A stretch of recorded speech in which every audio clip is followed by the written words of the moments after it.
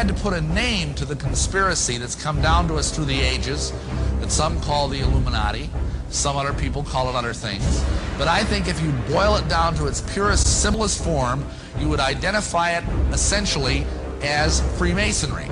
Now that might surprise some of you, but understand that Masonry has been around a long, long time. It may not have always been called Freemasonry, but Masons itself brag about the fact that their first Mason was Tubal-Cain.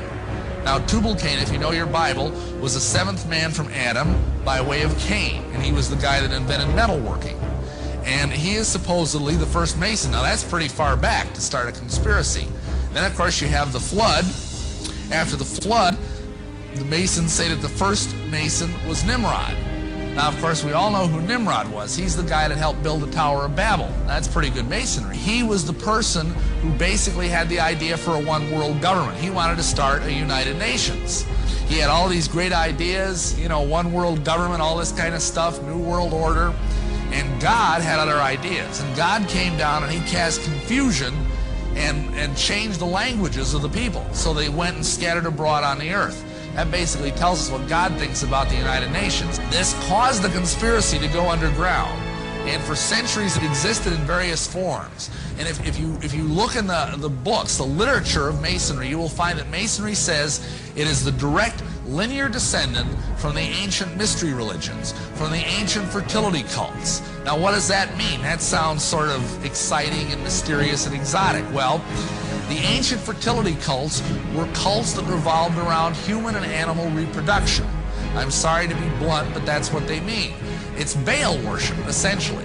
If you study the worship of Baal in the Bible, you've got all these false gods like Molech and Baal and Chemosh and some of these others. All of them, their rites involve sexuality. And that's the same thing that Masonry is. That's why the god of Masonry is the phallus.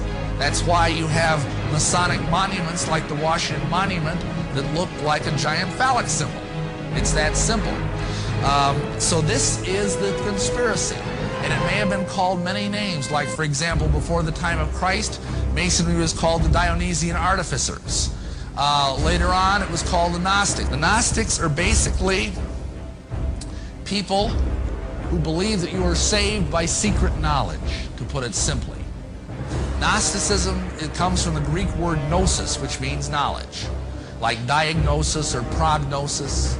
And what they believed is that Christianity, as it is constituted in the Bible, is far too simple. It's a Greek heresy off of the truth of Christianity. And what it means is that you have to go through all sorts of elaborate rituals and details and deal with archons and aeons and logos and all these different things in order to receive salvation.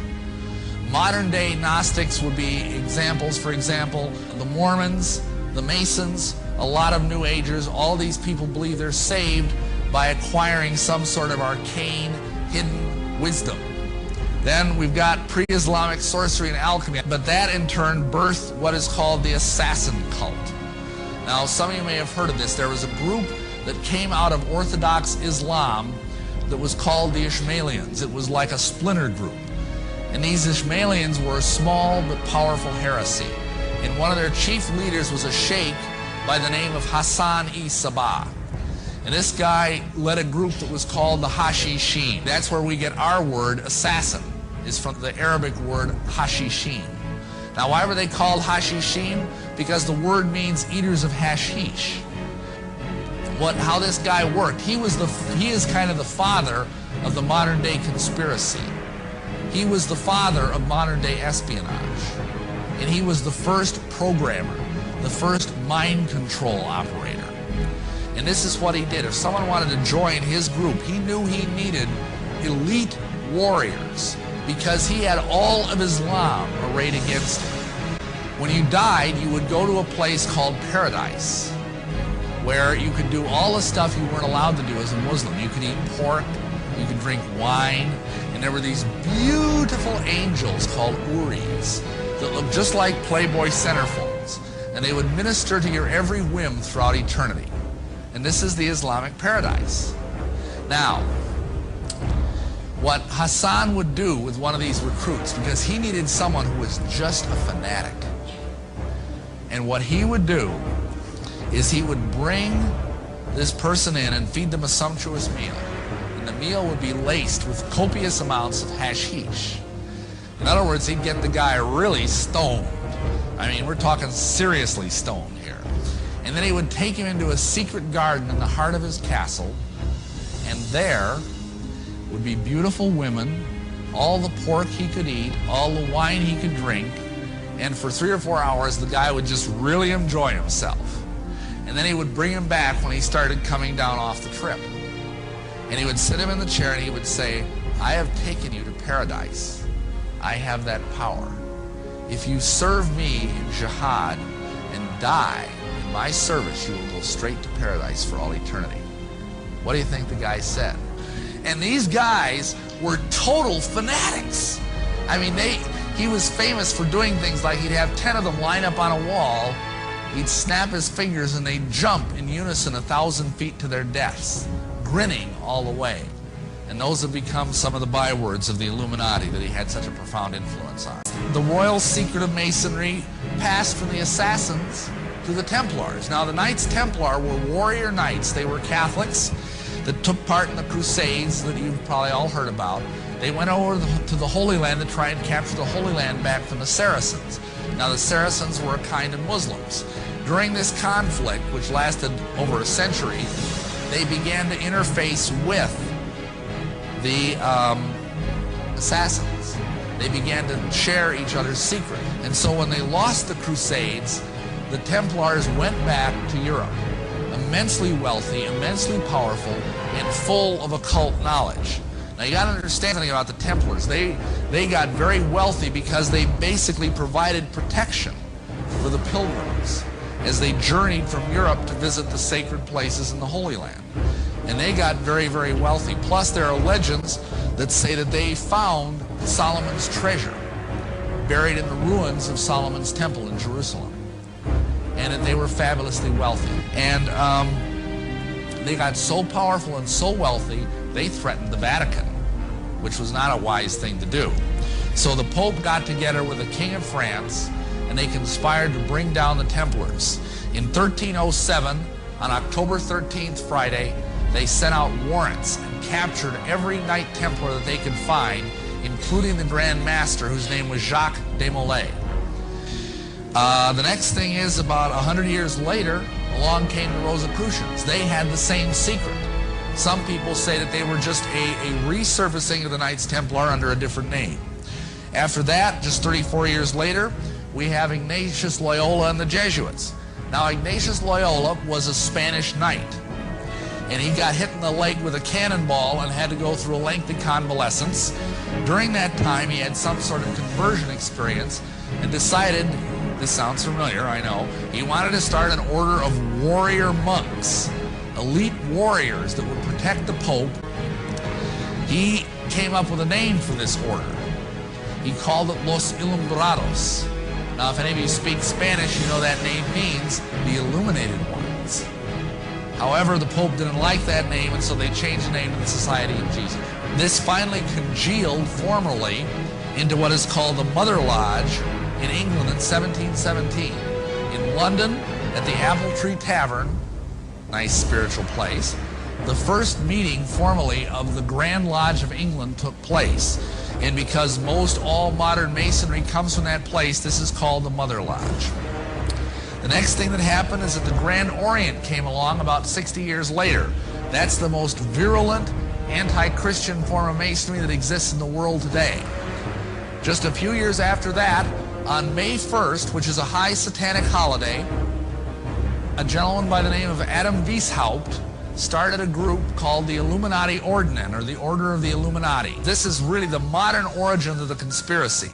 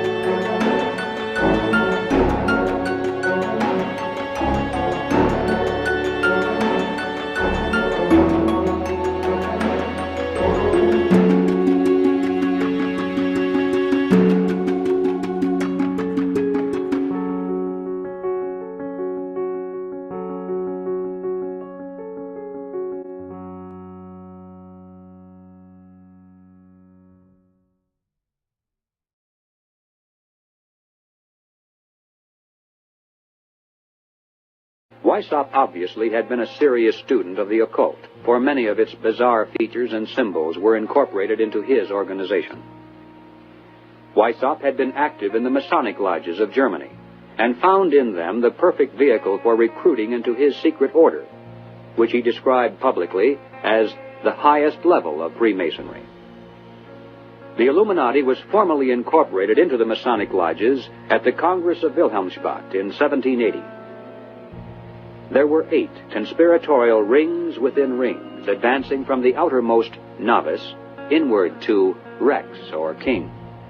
The king, of course, was Weishaupt himself, who had adopted the code name Spartacus.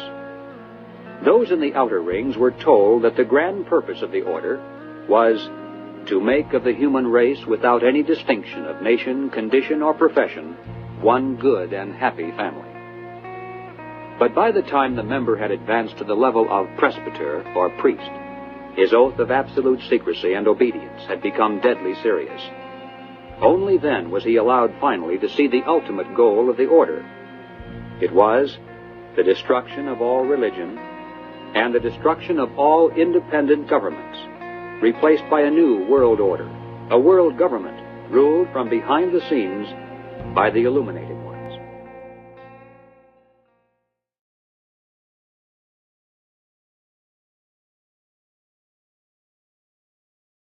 At the time of my retirement in 1979, I was the senior special agent in charge of the FBI Los Angeles office. I developed information personally about just extensive corruption in the government, not only at the federal level, but all the way down to the city and state level across this country. I have information about corrupt judges, corrupt law enforcement, prosecutors, county officials, judges. It involves drugs, involves pornography, involves prostitution, it involves cults, pedophilia. The bottom line is to take over the country and the world.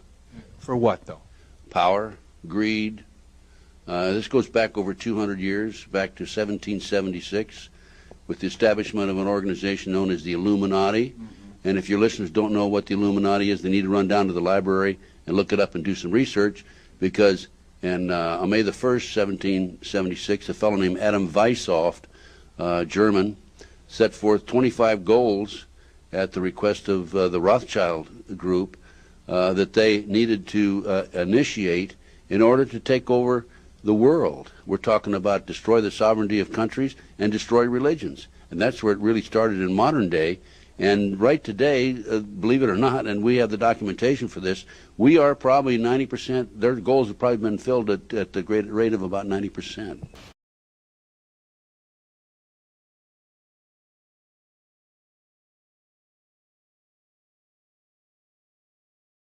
Next, we turn to the town of Elberton, Georgia, the granite capital of the world.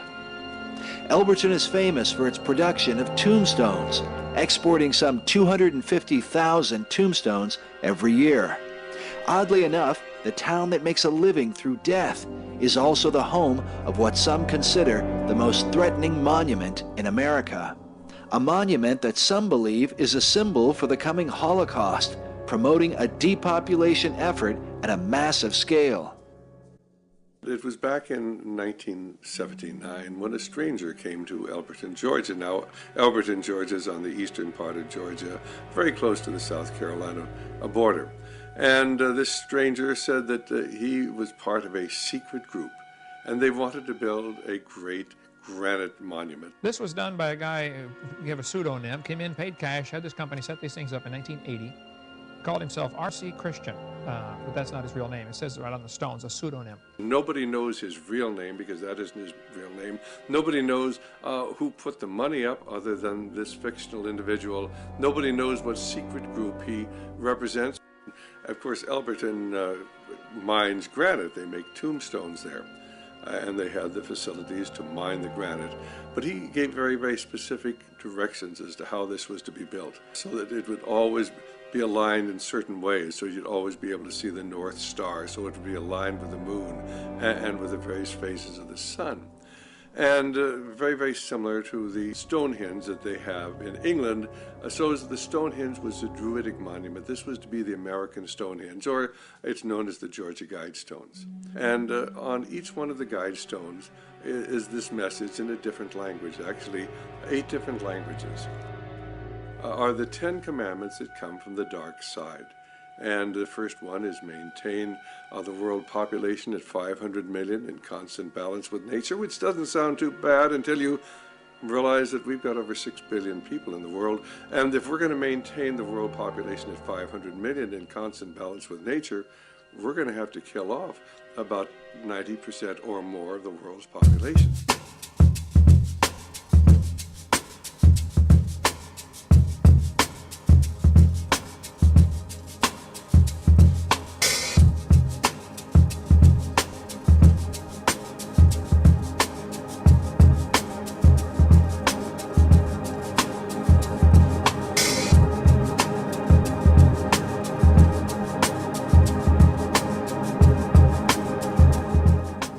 The secret is simply the fact that certain of their members worship Lucifer, and that they keep that secret from the overwhelming majority of their own members, and certainly the public is never to know this fact if they can help it. And the evidence to support that conclusion is ample, but only to one who cares enough to look for it. The problem with most people is they don't care enough to look for anything. So why the secrecy? The secrecy is because, folks, the real secret of Mystery Babylon is how to control everyone else. And if they reveal these secrets, they won't have the control, for it'll be in the hands of everyone. That is the greatest secret of the secret societies. And I can tell you now that most of us have been living in fantasy land for all of our lives. We don't even know anything near what the truth of any matter is. We must begin an honest search. Now Osiris has as a symbol an eye, and that eye, of course, is the sun. And this eye represents the son of the underworld. Quote, the arcana, defined as being a secret or hidden knowledge of the ancient mysteries, were never revealed to the profane, defined as those not initiated into the inner mysteries, except through the media of symbols. You're going to find, folks, that symbols mean more than you will ever begin to understand unless you waded deep into the stream of the Mystery Babylon, as I have.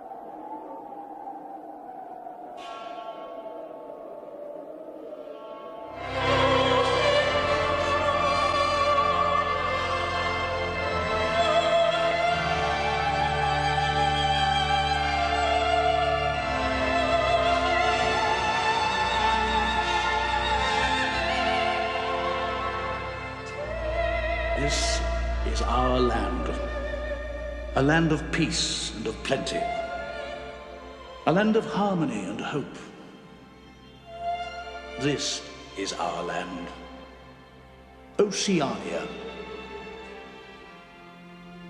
These are our people, the workers, the strivers, the builders.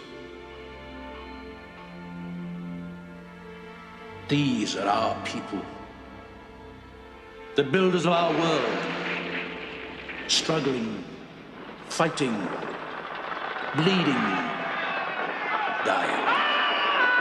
On the streets of our cities and on the far-flung battlefields, fighting against the mutilation of our hopes and dreams.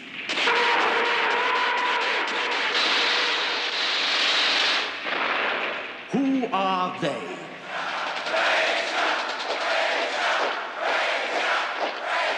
They are the dark armies.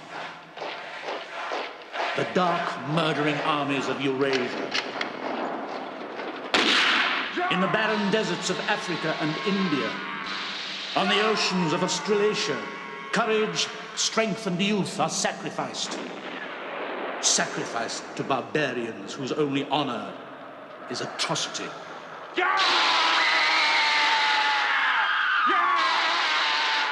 But even as we grasp at victory, there is a cancer, an evil tumor, growing, spreading in our midst. Shout! Shout! Shout out his name!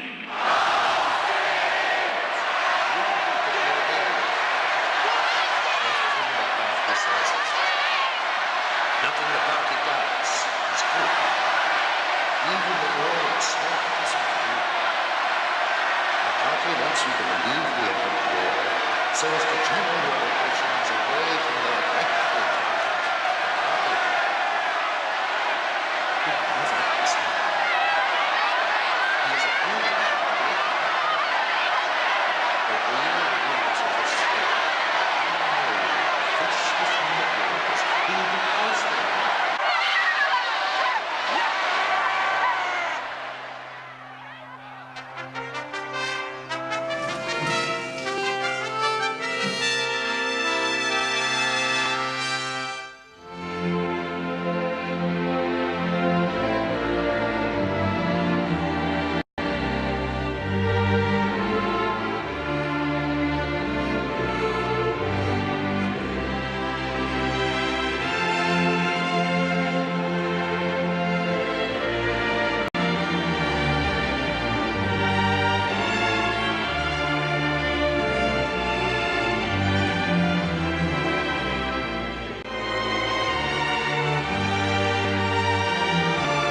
We have before us the opportunity to forge for ourselves and for future generations a new world order, a world where the rule of law, not the law of the jungle, governs the conduct of nations.